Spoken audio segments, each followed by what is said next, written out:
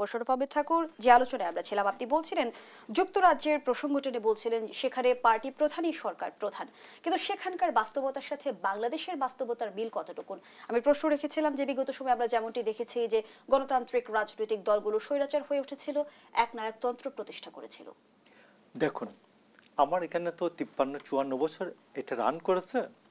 আমরা যখন সংবিধানটা প্রথম প্রণয়ন করে বাংলাদেশে, তখন বলা হয় যে আমরা যে 23 বছর ধরে সংগ্রাম করেছি, এই সংগ্রামটা ছিল গণতন্ত্রের জন্য, এবং গণতন্ত্রে বলতে বোঝায় ওয়েস্টমিনিস্টার টাইপ অফ ডেমোক্রেসি।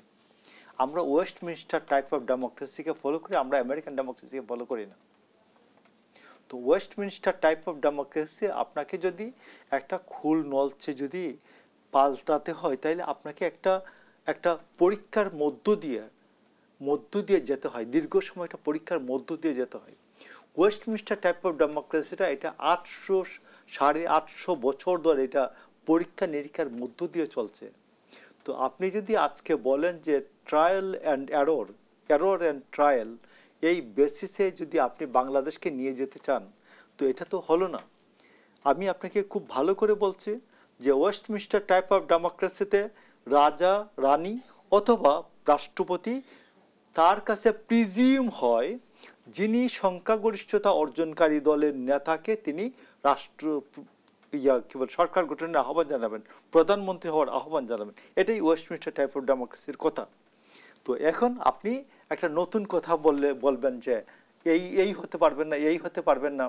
আপনাকে আমি ছোটবেলা আমরা একটা কবিতা পড়তাম, Baburam সাপুড়ে।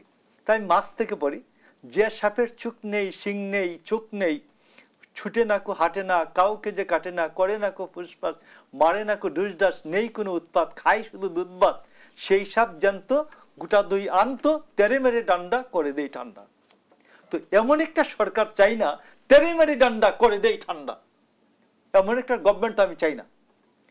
I need a strong government to run the dream of this country. আমি জনগণের ভবিষ্যৎ এবং স্বপ্নকে এগিয়ে নেওয়ার জন্য আমি একটা স্ট্রং সরকার চাই, শক্তিশালী সরকার চাই। তো সেই সরকার, যে সরকার বাংলাদেশের মানুষের অধিকারের কথা বলবে, যে সরকার মানুষের অধিকারকে সমুন্নত রাখবে, এটা হচ্ছে সরকার ব্যবস্থার কথা প্রত্যাশা। তো এখন যে কোনো কেউ যদি এই যে আপনার বলছে এখানে আমার ছোট বোন, আমার কন্যা সম, সে বলছে যে কি বলে সংবিধান মেনে কোনো কিছুই হয় না। এই যে আজকে যে ইয়াদের যে পলিটেকনিকের ছাত্ররা যে করছে, রাস্তাঘাট অবরোধ করে আসছে, এটা কি সংবিধান মেনে করছে?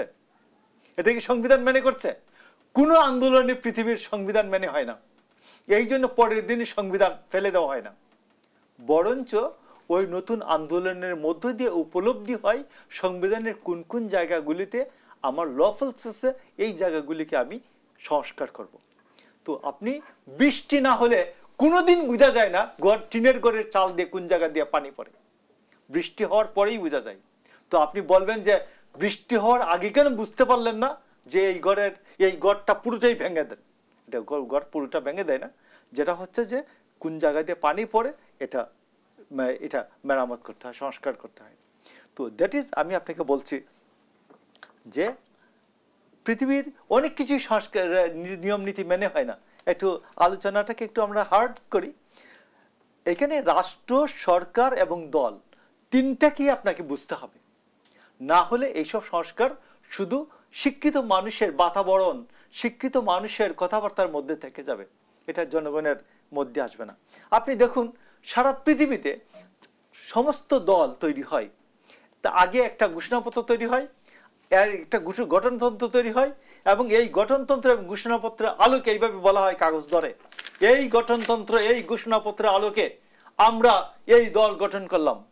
এমনকি বাংলাদেশ নামক রাষ্ট্র, আমেরিকা নামক রাষ্ট্র, এটা তৈরি হওয়ার আগেও বলা হয়েছিল এই যে আমাদের ম্যানিফেস্টো, এই যে ঘোষণাপত্র, এর ভিত্তিতে আমরা রাষ্ট্র গঠন করলাম।